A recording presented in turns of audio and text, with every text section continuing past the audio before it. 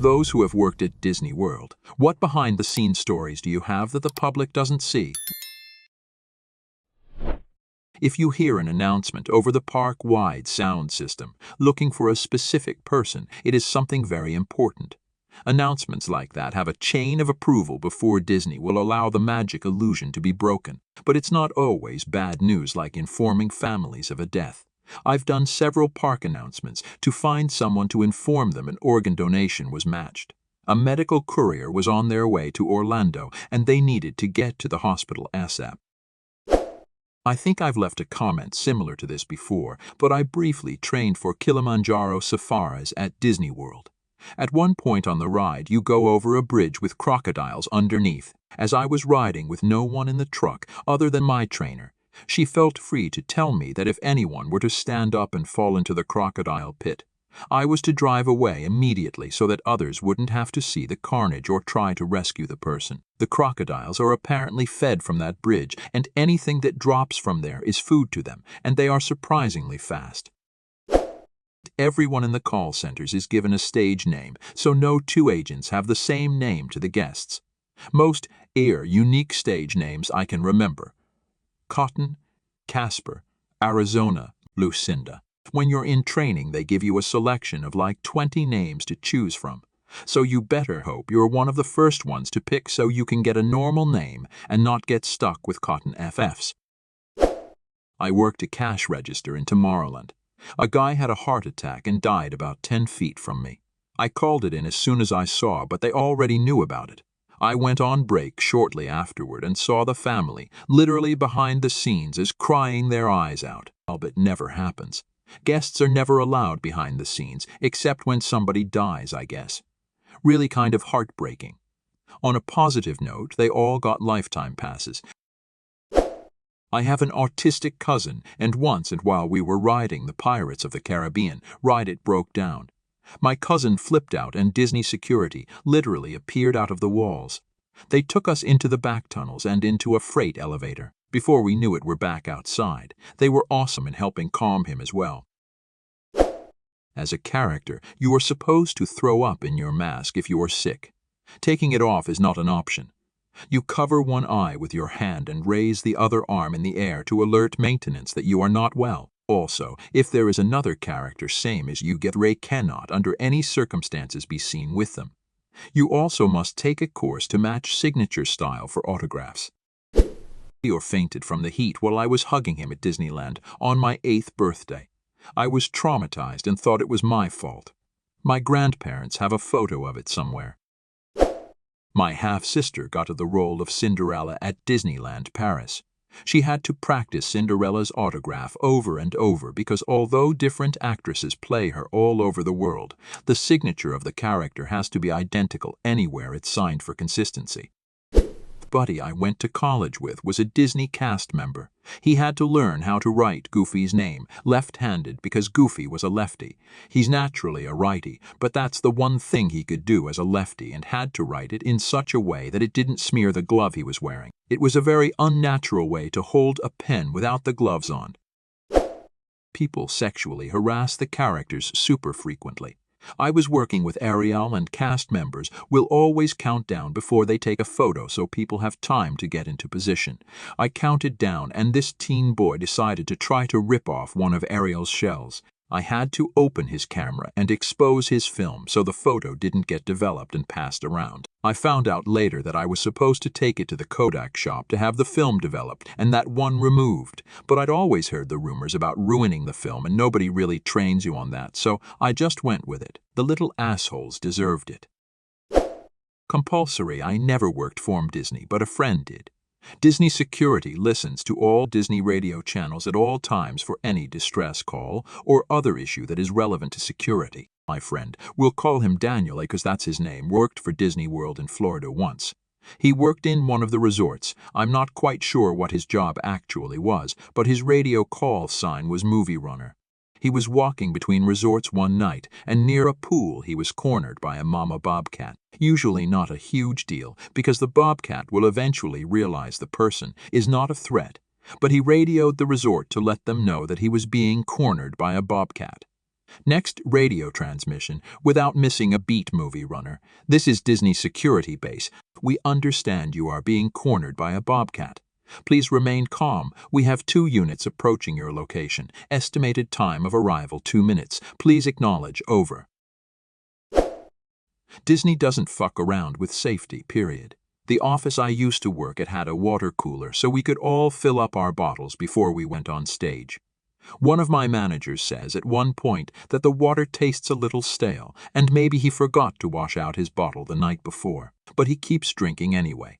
Cut to an hour or 2 later, and one of my co-workers walks in, takes a sip of water, and spit takes all over the room. Turns out one of those giant bullfrogs had gotten into the tank of the water cooler and died in there. My manager flips out and starts dry heaving. In the meantime, men in full-on hazmat suits show up and carry the water cooler away. We had a shiny new water cooler the next morning. I used to work as a candy maker at Disneyland. The candy store was on Main Street, and there's a little pot of vanilla scent with a fan behind it to waft vanilla scent out onto the street where people are walking by. Once I saw a huge rat by the trash compactor when I was taking out some cardboard. Another time I was written up by my manager for accidentally dropping like $1,000 worth of caramel apples because a feral cat came up and scared the crap out of it. There's a cat and mouse turf war backstage, and they lure you into the candy store with a pot of vanilla. My first day working at the Magic Kingdom in Jan. 2005.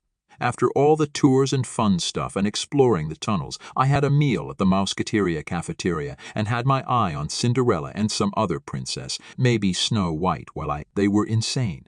After the meal, I went out to wait for the bus back to the parking lot around the same time they left. Now keep in mind characters aren't allowed to keep their costumes on as soon as they're off stage, so the princesses typically walked around in tank tops and short pajama shorts, but the fig and full makeup. So I'm waiting for the bus and Cinderella and Snow White are full on shit, talking some slut who slept with one of their boyfriends, while chain smoking.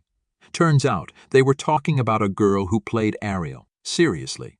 21-year-old me was in total shock because it was my first day and knew it could only get better from there. And it did. Like the time Aladdin and Peter Pan were making out on one of the tables in the same Mousqueteria.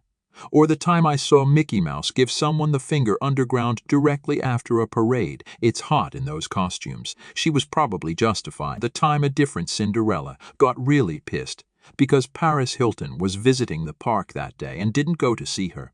On the bus back to the lot, she was like, "I'm fucking Cinderella. Why wouldn't she come find me?" Oh man, good times, good times. When I lived in Orlando, I knew a woman that played Tinkerbell. She described the audition to me once, and it's pretty intense. First, you have to be incredibly tiny and light, because your job involves you riding a zip line each evening from the top of Sleeping Beauty's castle, Cinderella's castle, to the top of a restaurant in Tomorrowland. And if you're heavy, things could get messy. The final part of the audition involves being suspended from a 100-foot crane for like 2 hours to ensure that you aren't afraid of heights. The girls that get this far tend to drop like flies at that stage, many of them in hysterics after about 20 minutes. I had a lot of friends who worked there, many of them characters, and it was apparently a really tough job. Does it count if it's a different amusement park? The one I worked at has one of those sudden drop rides. A co-worker found a single screw on the ground, and they closed down the ride for days as they went over every inch of the ride. Turns out it was a screw that could have led to a seat opening and rider falling out if it hadn't been discovered. At Disney parks, all the screws on the rides have paint on them and where they're attached as a seal so they can see if the screw is loose or not. At least with that, they could tell if the screw belonged to the ride or not. Most likely get buried at this point, but I remember once I was leaving the park. You know how it gets ridiculously crowded at the exits when the park is shutting down.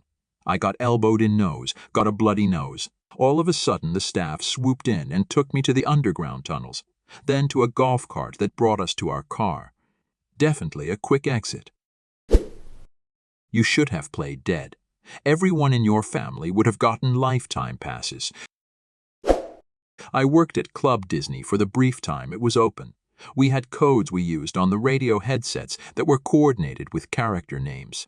For instance, Code Blue meant there was blood that needed to be cleaned up immediately.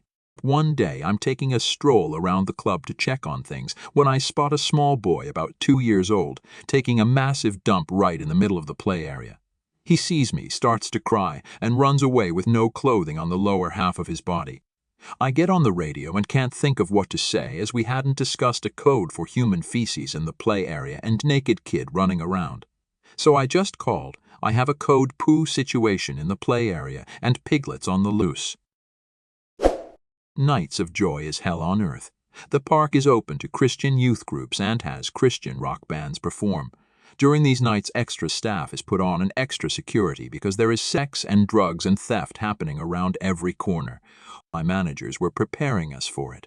They said if you see a bush rustle, kids are having sex behind it. The bathrooms have to be checked every 5 minutes, and any ride that goes dark for more than 3 seconds will have randy teenagers whipping their junk out on those nights. Those terrifying nights. I don't work there but had a relevant experience. The stories about underground passageways and secret police are 100 true. Was in the Magic Kingdom for a band trip in high school, hanging out with a few friends. One guy, we'll call him Jack, decided it'd be a good idea to shoplift some keychains from one of the stores. This being Disney, there were probably 50 different security cameras that saw this. A few minutes later, we're walking through a crowded area when someone gave me a flat tire, and we stop. 2 big guys are behind us and quietly tell Jack that he needs to go with them, and tell the rest of us to let our band director know he needs to get in touch with security. They walk Jack over behind one of the stores where there's a cast members only door and disappear behind it. Later, Jack told us they took him underground, where he sat in a security room for the rest of the day, where he was charged with shoplifting. They threw the book at him. They don't tolerate that shit at all.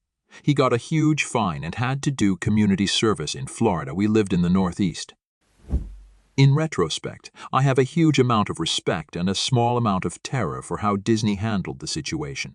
They were incredibly subtle with the whole flat tire thing and how they quietly avoided making a scene. People walking past us had no idea what was going on. I know it sounds silly, but that experience alone probably helped me understand how terrifying an effective secret police in places like the Soviet Union or Nazi Germany. Oh, the tunnels are definitely real. I went through them for a choir performance in high school when we entered one of the restaurants on an elevating stage. I remember walking through the underground highway, catching glimpses of rooms filled with Mickey Mouse costume heads hanging from walls in neat, orderly rows. Most times the costume that a character, even if different performers, has worn was not washed recently to preserve the delicate materials, furs, fancy fabric, jewels, etc. Or at all. Ariel's tail was never washed. My dad worked at Disneyland, and one of his jobs was a diver on Jungle Cruise. Basically, they'd swim along the boat's path and clear debris check for any issues. He told me that one time, among the many strange objects they would find in the water, he found someone's leg. Not a real leg, mind you, but a prosthetic. It was never claimed either. How someone could lose their fake leg and not report it is beyond me. Thank you for watching this video to the end. Write in the comments your similar stories. Be sure to subscribe to our channel to not miss new super interesting videos, as well as I suggest you to watch our other videos.